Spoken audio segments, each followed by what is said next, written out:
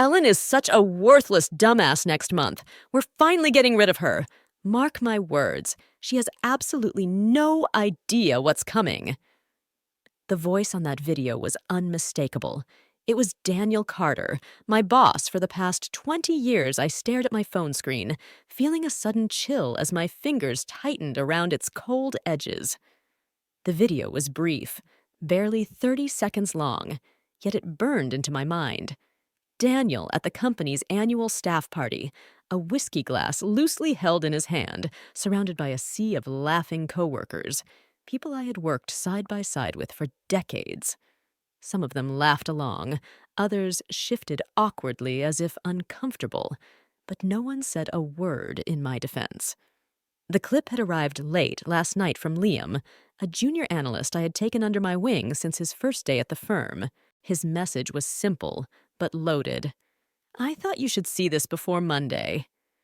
A sharp, bitter knot tightened deep in my throat. After 20 years of unshakable loyalty and commitment to Carter and Phillips Consulting, I was nothing but a punchline to them. I hit replay, watching Daniel's words over and over again, his voice dripping with contempt. "She's so damn naive, thinks she's irreplaceable. Just wait. Next month we'll have a fresh face in her seat and she won't even know it's coming." I had given this company everything I had. Countless long nights, missed birthdays with my family, weekends sacrificed polishing reports until they gleamed, all to make Daniel look competent in front of clients I had covered for his mistakes, smoothed over his embarrassing public gaffes, even defended him fiercely when whispers about his incompetence circulated among the staff, and in return, I was met with a betrayal so deep it stole my breath and left me reeling. That night, sleep was impossible. Instead, I lay awake, staring at the ceiling as my mind roared with a storm of emotions, rage, humiliation, and something far colder and sharper beneath it all, a burning, steely determination. At precisely 7:55 a.m., I walked into the office, just as I always did. My heartbeat was steady, my face composed, an unreadable mask if Daniel thought I was some naive fool who would blindly walk into his trap. He was about to discover how very wrong he was. The office buzzed with its typical Monday morning energy, phones ringing incessantly, keyboards clicking away, and the unmistakable smell of burnt coffee hanging heavily in the air. Daniel's office door was wide open. He leaned back comfortably in his chair, laughing with Mark, the CFO, their voices light and carefree. I paused briefly in the doorway, reminding myself. Act normal. "Morning, Daniel," I said smoothly, my smile polite and measured. His eyes flicked toward me, and for a fleeting moment I caught a flicker of something. Hesitation? Guilt? No, just pure arrogance. He grinned as if nothing had happened. "Ellen, good weekend?" I nodded, keeping my voice steady. "Great weekend, feeling refreshed and ready for another productive month." He smirked knowingly. "That's exactly what I like to hear." "I'm sure it is," I replied coolly, then turned and walked calmly to my desk. And so, the game began. Playing the long game, over the next 4 weeks, I donned the mask of the perfect employee without missing a beat. I smiled brightly in meetings, offered thoughtful solutions, volunteered for extra assignments, and stayed late every night, just as I had always done. But beneath that calm exterior, I was quietly collecting every piece of evidence I needed. Emails, contracts, financial reports, details most people would overlook or dismiss. I examined everything carefully. And more importantly, I made sure others did too. I reached out discreetly to former clients, those who had remained loyal to me rather than to Daniel. I let slip subtle hints about exploring new opportunities, and the response was immediate and encouraging. I contacted a seasoned corporate attorney, quietly setting up the groundwork for a move that would strike Daniel where it hurt most: his reputation and his bank account. Most critically, I opened channels with a rival firm, one that had been watching Carter and Phillips carefully for months, waiting for the right moment to poach their best talent. I wasn't planning to simply walk away. I was determined to take everything he had taken for granted, everything he thought he owned, with me. The morning of my final day arrived, and I made sure to get there early. Daniel hadn't said a word yet. He was sure he'd catch me off guard, call me into his office with HR, and deliver some hollow speech about restructuring and budget cuts. But he had no idea I already knew. He had no clue that I was 3 steps ahead. And by the time the day was done, he would finally understand who the real fool was.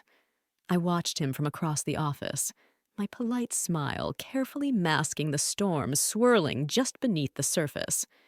He was so confident, so smug, laughing and joking with Mark as if nothing was about to change. He believed he'd won. But today, I wasn't just going to be fired. I was going to make sure that today was the day everything started to fall apart for him. The hours slipped by like any other day. Emails to send, meetings to attend, reports to file, all performed with an air of normalcy. But I could feel it, the subtle shift in the atmosphere, eyes tracking me from behind glass doors, hushed whispers just out of earshot, quick glances whenever they thought I wasn't looking. I kept my posture relaxed, moving through the day as if clueless to the brewing storm. If anyone expected tears, desperation, or begging, they were in for a profound disappointment.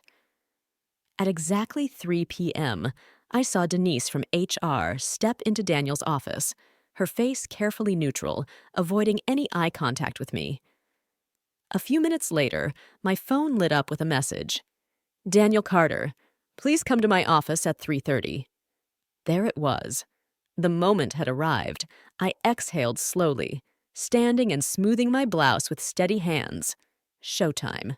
The firing. I knocked once, then stepped inside. Maintaining my polite smile, Denise sat across from Daniel, a company-issued folder neatly placed before her. The usual HR ritual. I'd witnessed it many times, just never from the receiving end. Daniel adopted his best, fake, sympathetic expression. "Ellen, please, have a seat." I did. "We appreciate your dedication to the company over the last 20 years, he began, his tone flat and scripted. "But as you know, the industry is changing rapidly, and we've had to make some difficult decisions about staffing." I nodded politely, as if hearing this for the very first time. "We've decided to restructure your role, and unfortunately, your position is being phased out," Daniel continued. "To ensure a smooth transition, we're offering you a generous severance package." Denise slid the folder across the table toward me. I didn't reach for it. Relief flickered across Daniel's face. He had been expecting some kind of reaction. Anger, confusion, pleading. Instead, I simply smiled. "I understand," I said, keeping my voice calm and steady. For a brief moment, a flicker of hesitation crossed Daniel's face. This whole situation was far too easy for him, too neat and tidy. He cleared his throat awkwardly, trying to regain control. "We'll need you to hand in your company laptop and access badge by the end of the day.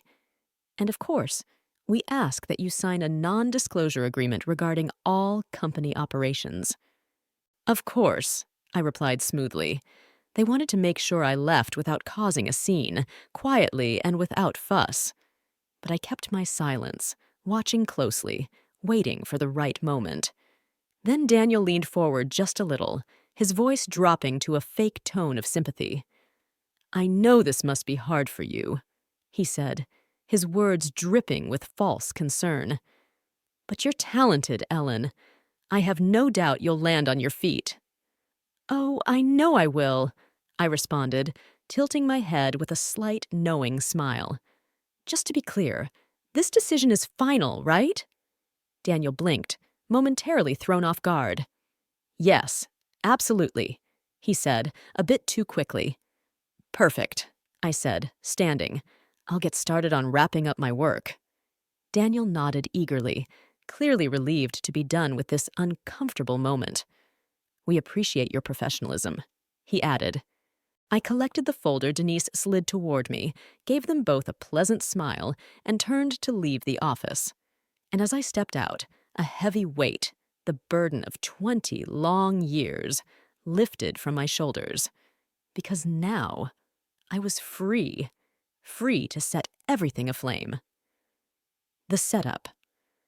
The rest of the afternoon, I did exactly what they expected. I packed up my belongings, smiled politely at coworkers, and said my goodbyes with practiced warmth. Just another employee quietly leaving the building. But behind the scenes, I was pulling the final strings of my carefully crafted plan. Before logging off for the very last time, I methodically archived every email, project file, and client contract I could access. All completely legal, since I was still on the payroll until day's end. Then I sent one final email, not to Daniel, but to his biggest client, the one responsible for nearly 40% of the company's revenue. The message was brief and professional. "Hi, Richard. I wanted to sincerely thank you for your partnership over the years. With my upcoming departure from Carter and Phillips, I'd like to let you know I'll be available for consulting soon. I'd love to discuss how I can continue supporting your company's goals. Please let me know if you'd be interested in setting up a call." I hit send, knowing that simple email held far more power than any legal threat ever could. At exactly 5 p.m., I walked out of the building for the last time. I didn't glance back, because Daniel had no idea what storm was about to hit. The fallout begins. The morning after my exit, my phone buzzed incessantly. I glanced at the screen. An unknown number. I already knew who it was. I let the call ring out, leaning back against my pillows with a slow, satisfied smile. Daniel was about to learn just how devastating his mistake had been. I'd expected at least a few days before the fallout started, but Daniel's arrogance seemed to have sped things up. By 10 a.m., I had 3 missed calls from Carter and Phillips. By noon, a message from Liam appeared. "Ellen, whatever you did, the office is in full meltdown mode. Richard Miller just pulled out of his contract. Daniel is losing it." I laughed aloud. Richard Miller, the CEO of our largest client, the very person I'd emailed, had clearly seen the writing on the wall. No Ellen meant no stability, no reason to stay loyal. Daniel had taken me for granted for 2 decades. He believed I was replaceable. The truth? I was the glue holding everything together. And now, that glue was gone. At 2:30 p.m., my phone rang again. This time, I answered. "Hello," I said calmly, a sharp breath on the other end, then, "Ellen?" Daniel's voice was tight, controlled.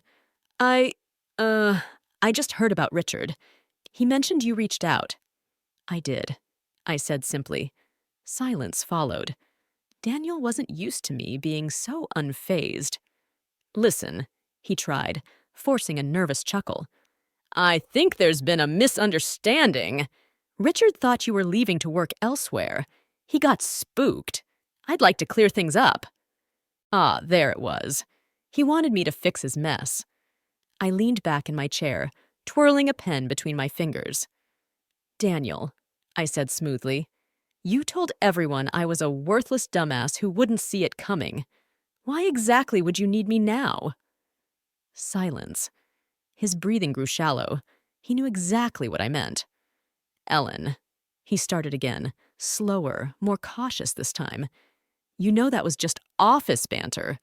I cut him off, my voice dangerously light. "Was it?" A sharp inhale. "I don't hold grudges, Daniel," I continued evenly. "I just make smart decisions. Richard made one too." I heard him grit his teeth. "Are you working for someone else?" The desperation was creeping in. Now he was trying to figure out my next move. I smiled. "I don't see how that's any of your concern." A long pause, then. "This isn't a smart play, Ellen," he warned. "We share a lot of mutual contacts in this industry." Ah, the thinly veiled threat. He was trying to intimidate me. He still thought he had the upper hand. And that was his biggest mistake. Sterling and Company. After hanging up, I didn't waste a moment. I pulled out my notes and reviewed my list. Because Daniel, he was only the first step. Over the past month, I'd been quietly in talks with his fiercest competitors, the firms he secretly feared, the ones he dismissed in meetings but constantly tried to undercut on pricing. One, in particular, had shown serious interest in what I had to offer. At 4 p.m., I walked into a sleek, modern office downtown, greeted by a receptionist who already knew my name. 5 minutes later, I sat across from Nathan Pierce, CEO of Sterling and Company. "I'll be honest," Nathan said, leaning forward with sharp eyes. "The moment I heard you were leaving Carter and Phillips, I had my team watching closely. And after today's news, I think we both know Daniel's ship is sinking." I gave him a knowing smile. "And you want to take advantage of that." He smirked. "I want to make sure we both win." I already knew the offer was coming, but I wasn't just looking for a job. I wanted leverage. I pulled out the file I had meticulously prepared. "These," I said, sliding the folder across the table, "are projections based on my deep understanding of Carter and Phillips's clients, the timing of their upcoming contract renewals, and the weak spots in their current agreements. If you really want to take them down, this is exactly where you start." Nathan flipped through the pages, his expression darkening with a mix of satisfaction and anticipation. Then he looked up at me, eyes sharp and calculating. "I'm guessing you're not handing this over just out of goodwill." I smiled knowingly. "No, definitely not." His grin widened. "All right then, let's talk terms." By the time I left that sleek office, the deal was done. I wasn't just joining Sterling and Company. I was bringing Carter and Phillips's most valuable clients along with me. Within a week, Daniel wouldn't simply be losing contracts. He'd be hemorrhaging revenue. And the best part? He still hadn't the slightest clue what was coming. The avalanche Daniel was about to feel true panic for the first time in his life. By Monday morning, the first wave crashed down. As soon as Carter and Phillips's doors opened, their inboxes flooded with termination notices.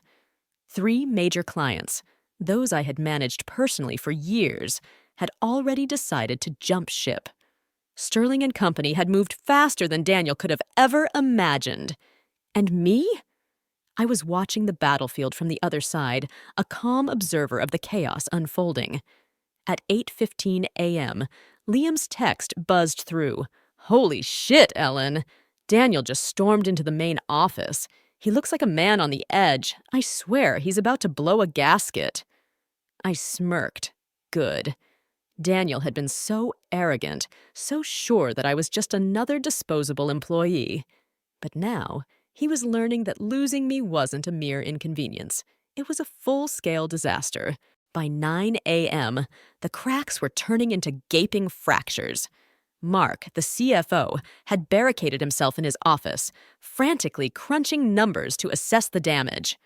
The legal team scrambled to comb through contracts, desperate to find any loophole that could keep fleeing clients tethered. Meanwhile, Daniel was frantically dialing every executive contact he could muster, begging them to stay. But it was already too late. The whispers had spread like wildfire. Clients were waking up to the reality of just how unstable Carter and Phillips had become. And the worst part? Daniel had no idea whom to blame. At noon, my phone rang. "Unknown number." I answered. "Ellen?" Daniel's voice came through, tight and strained. I leaned back in my chair, voice cool. "Daniel, to what do I owe the pleasure?" He exhaled sharply. "I don't know what nonsense you've been spreading, but we have a serious problem." I arched an eyebrow, even though he couldn't see me. "Oh? What kind of problem?" "You know exactly what kind," he snapped. "Miller's gone, and 3 other major accounts have pulled out. That's millions in lost revenue overnight." I waited, letting the silence stretch just long enough for him to squirm. "Did you—" He stopped himself. The words hung unsaid. "Did I orchestrate this?" I said slowly, deliberately. I don't work for Carter and Phillips anymore, Daniel. What happens to your company isn't my concern. A pause. Then, you're working for Sterling, aren't you? His voice sharpened. I smiled. How is that any of your business? He cursed under his breath. You're making a mistake, Ellen. This industry is small. You don't want to burn bridges. I let out a quiet laugh. Daniel, you burned that bridge the moment you stood at that party and called me a worthless dumbass in front of the entire company. Silence. And then, for the first time, I heard something new in his voice. Fear. He knew this wasn't bad luck. This was me. I could almost see him sitting at his desk, his power slipping through his fingers, the realization dawning that he had gravely underestimated me. And that was only the beginning. By 3 p.m., another update from Liam. Emergency board meeting just got called. Investors are losing it. There's talk of replacing Daniel. A wave of satisfaction rolled over me. That had been part of the plan all along. Daniel had always managed to hide his incompetence behind my dedication and hard work. But now, the ugly truth was out in the open. In corporate worlds, nothing kills a CEO faster than uncertainty and vanishing revenue. The final confrontation.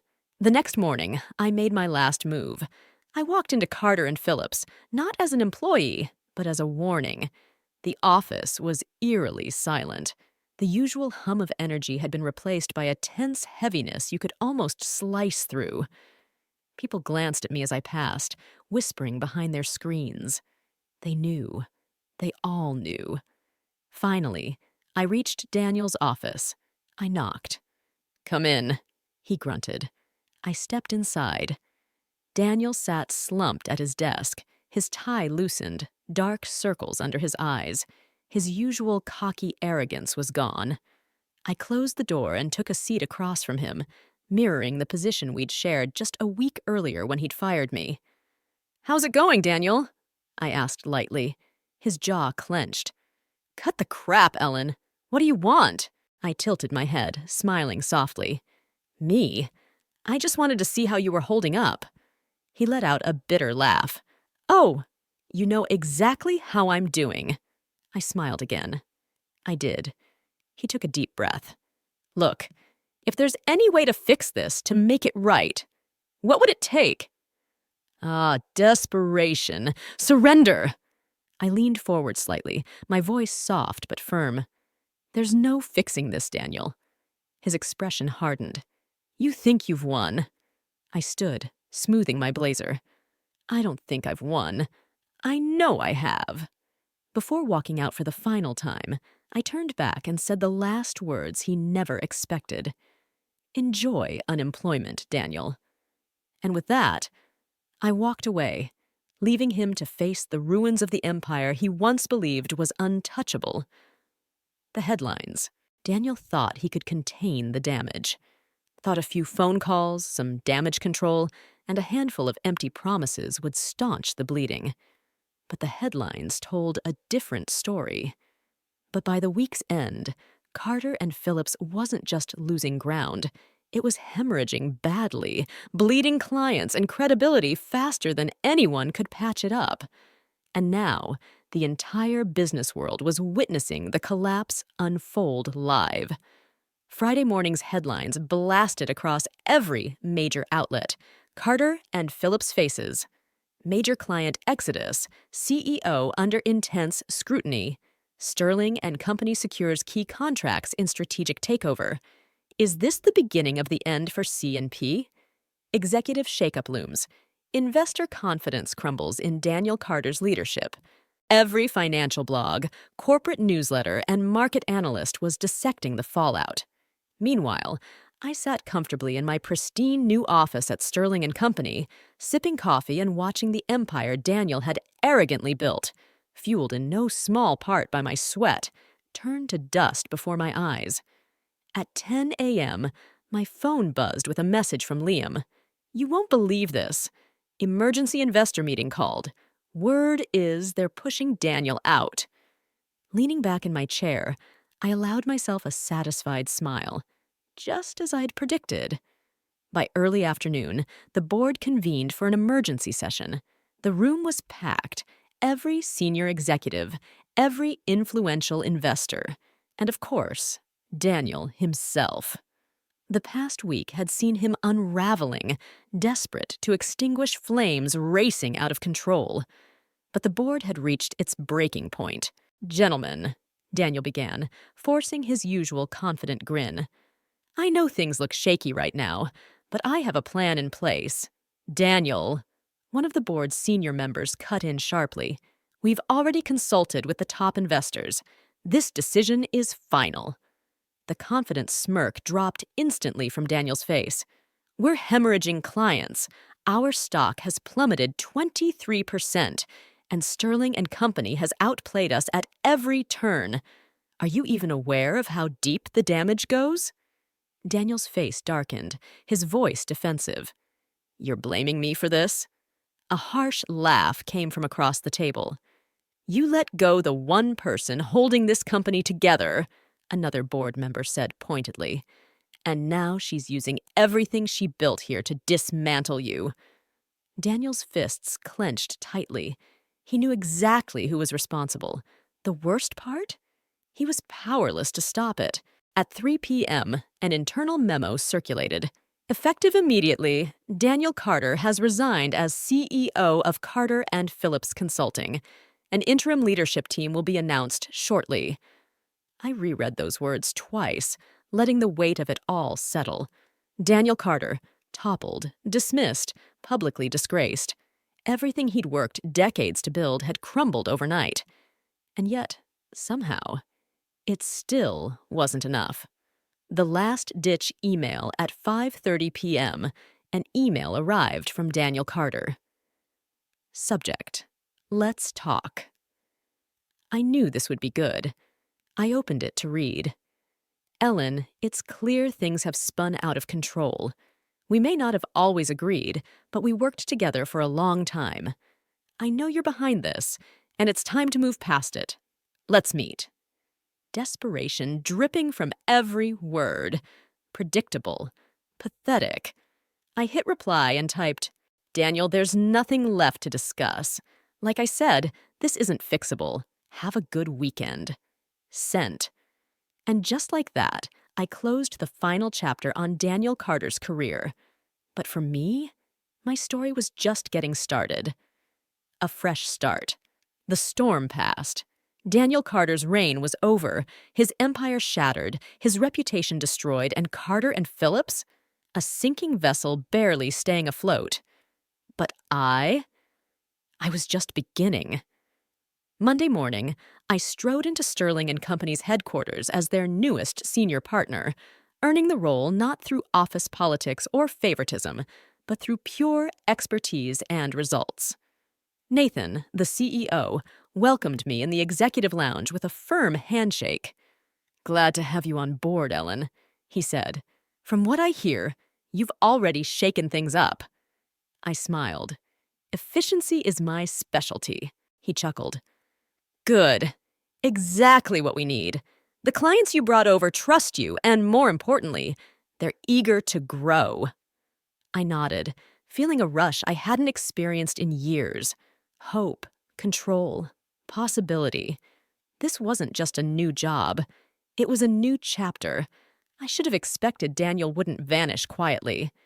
Later that afternoon, my assistant knocked on my office door. "Ellen," she said nervously, "you have a visitor." I raised an eyebrow. "Who?" She hesitated. "Daniel Carter." I paused a beat, then exhaled slowly. "Send him in." Moments later, Daniel appeared, or what was left of him. Gone were his tailored suits, cocky grin, and untouchable aura. His eyes were heavy, face drained, and for the first time he looked small and defeated. I leaned back, studying him quietly. He didn't sit or speak at first. Finally, a humorless chuckle escaped him. "You really did it, huh?" I tilted my head. "Did what?" His jaw tightened. "You destroyed me." I didn't argue. He was right. I simply said, "You destroyed yourself, Daniel." He let out a sharp breath. "I underestimated you." I nodded slowly. "Yes, you did." Silence stretched. Then he said the last thing I ever expected. "I need a job." I nearly laughed. Nearly. Instead, I stared at him. Daniel Carter, the man who mocked, humiliated, and publicly trashed me, was now standing there, begging. It was poetic. Perfect. I could have crushed him then and there, humiliated him, dragged him through the mud, made him suffer a fraction of what I did. But instead, I stood, walked over, and met his defeated eyes. "No, Daniel," I said calmly.